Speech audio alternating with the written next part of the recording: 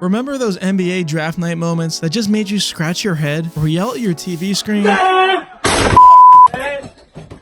Well, we're going to take a look at 10 of some of the biggest head scratchers in NBA history. Remember, these are in no particular order, so let's get going. Number 10. On the 2011 NBA draft night, the Indiana Pacers selected Kawhi Leonard with the 15th pick. This was the draft the year after the Pacers just selected Paul George. So Kawhi and PG could have been teaming up long before these Clipper days. But of course, this wouldn't have made the list unless some team messed it up. The Pacers decided to trade a freshly drafted Kawhi Leonard to the Spurs in exchange for George Hill,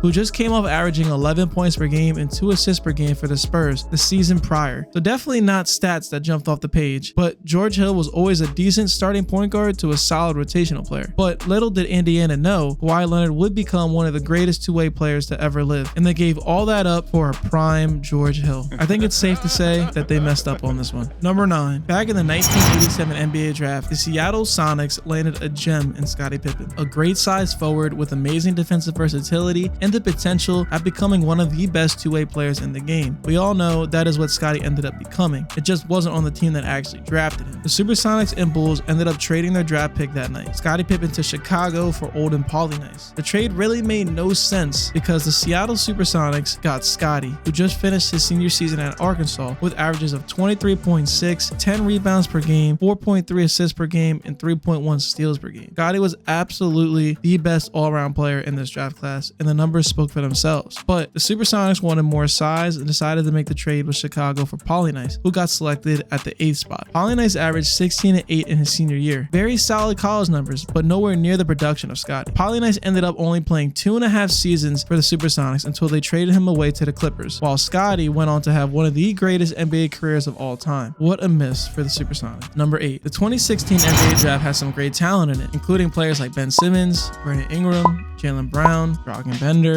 Yeah, the Phoenix Suns missed out on drafting Jamal Murray and also Domantas Sabonis because they believed Dragan Bender was going to become the next Kristaps Porzingis. Oh, hell no, man. What the Dragan Bender played on the Suns for 3 seasons with averages of only 5 points per game, 4 boards, 39% from the floor, and 32% from 3 in 20 minutes of play. The Suns then traded him to the Bucks, where he would only play 7 games, and he then got shipped off to the Warriors, where he only played 9 games. And if you can't make it on the Warriors, you probably can't make it on any team in the league. And that's exactly what happened, because he ended up back overseas playing basketball there right now. So definitely a big miss on this pick for the Phoenix Suns, but you can't win them all. Number 7. Coming into the 2018 NBA draft, the New York Knicks had a ton of confidence in Kevin Knox. He was a one and done at Kentucky, putting up very solid numbers of 15.6 points per game and 5 rebounds per game. So it did seem that Knox had a lot of upside for the NBA. But Knox, on a majority of mock drafts, was shown being drafted in the middle of the lottery, somewhere between the 12 to 15 range. So the Knicks taking him at the 9th spot did seem a little high, especially with players like Mikal Bridges, Shai Gilgeous-Alexander, and Michael Porter Jr. still on the board. But the Knicks decided to draft Kevin Knox, who had an average rookie campaign with scoring averages of 12.8 points per game, as well as 4.5 rebounds per game, on below average shooting of 37% from the floor. After that season though, Kevin Knox unfortunately has taken a steep decline in his game. The very next season, he only got about 18 minutes per game, which was down from 29 the year before, and his scoring averages dropped to only 6 points per game and only grabbing 3 rebounds per game on only 35% from the floor. And this trend has continued as Kevin Knox now finds himself trying to remain in the league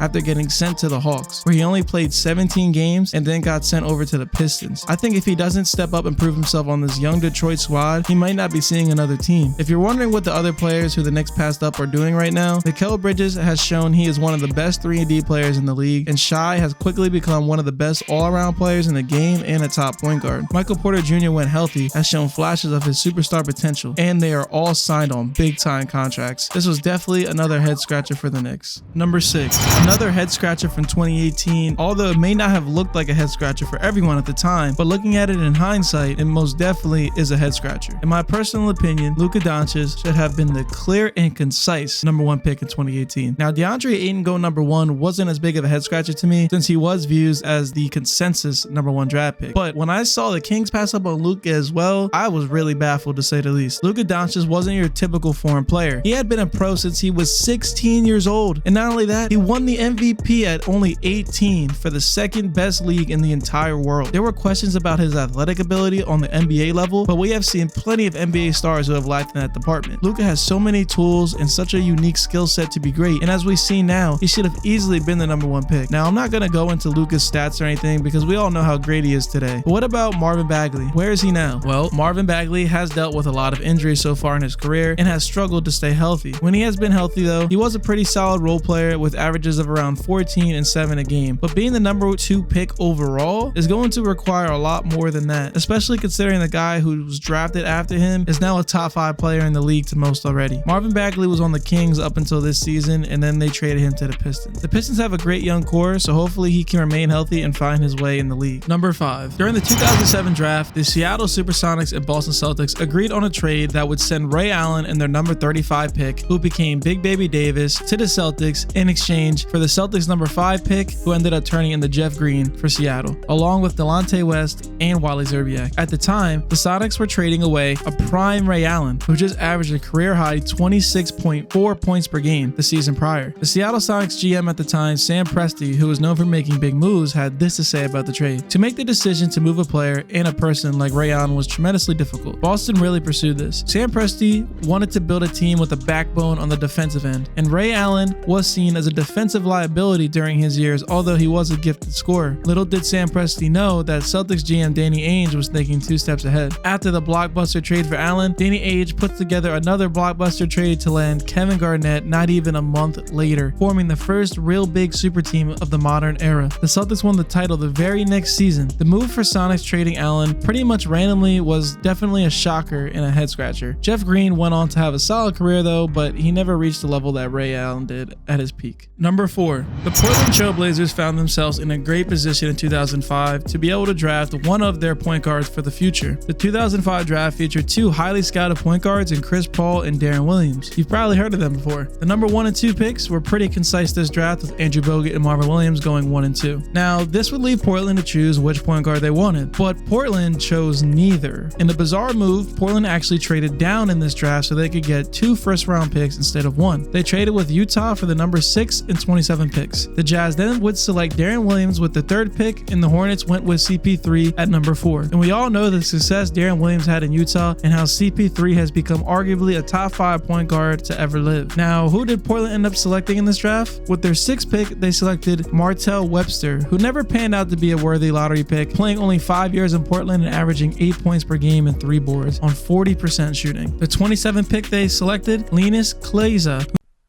who never even played a single game for Portland before getting traded to Denver. Portland easily made one of the biggest head scratcher moves on this list. Imagine the pairing of CP3 or Darren Williams with LaMarcus Aldridge, who Portland selected the very next season. Now, this is all hypothetical, of course, but assuming Portland still has that similar record and they get to draft Aldridge, that could have been a deadly pairing for a long time. Number 3, the 2009 draft featured a good amount of star talent. Players like Blake Griffin, James Harden, and Steph Curry being the most notable out of this draft. But one pick in particular was questioned by a lot of people, and that was the Timberwolves selecting Johnny Flynn over Steph Curry. The majority of mock drafts had Minnesota taking Steph Curry with the 6th or 7th pick. I saw one with Steph as high as the 4th, but I only saw one mock draft that had Johnny Flynn going over Steph Curry. So when the time came for the Timberwolves to make a decision, they made the wrong one and drafted Syracuse point guard Johnny Flynn, which then left the Warriors to select future Hall of Famer and the greatest shooter of all time, Steph Curry. Johnny Flynn only had one decent season in which he averaged 13.5 points per game and 4.4 assists per game, and that was his rookie year. After that, it was all downhill. The next season, he averaged 5 points per game on 36.5% from the floor. And after only 2 seasons, the Timberwolves gave up on Flynn and traded him away, where he would bounce to Houston and Portland to play a combined 29 games for both teams. He was out of the league at only 22 years old and continued his playing career in Australia, China, and Italy, where his professional playing career would come to an end by the young age of 25 when he was playing for the Orlandia Basket of the Liga Basket Serie A. He suffered a season-ending injury. After this is when he decided it was time for the next chapter in his life, and he hung up the hooping shoes and moved on from basketball. I think it is safe to say though that the Timberwolves missed out big time on drafting Steph Curry. Number 2, Darko Milicic is literally known solely for the guy who got drafted at number 2 over Carmelo, Dwayne Wade, and Chris Bosh. That's gotta hurt. The Detroit Pistons could have landed any of these 3 Hall of Famers. All they had to do was pick one. Instead, they took a chance on Darko Milicic. Milicic. This was a huge reason for foreign players getting a bad rep in the league, since Darko never panned out and the Pistons missed on drafting 3 Hall of Famers. It was not a good look Darko was setting for the foreign hoopers. Darko Milicic in his rookie season only averaged a whopping 1.4 points per game. Yes, 1.4 points per game on a horrendous 26% from the floor. Meanwhile, Carmelo Anthony was out there in Denver lighting it up, averaging 21 points per game out the gate, as well as Dwayne Wade and Chris Bosh having solid rookie campaigns. Darko somehow managed to finesse his way throughout the league, just like how he finessed the second pick of the draft.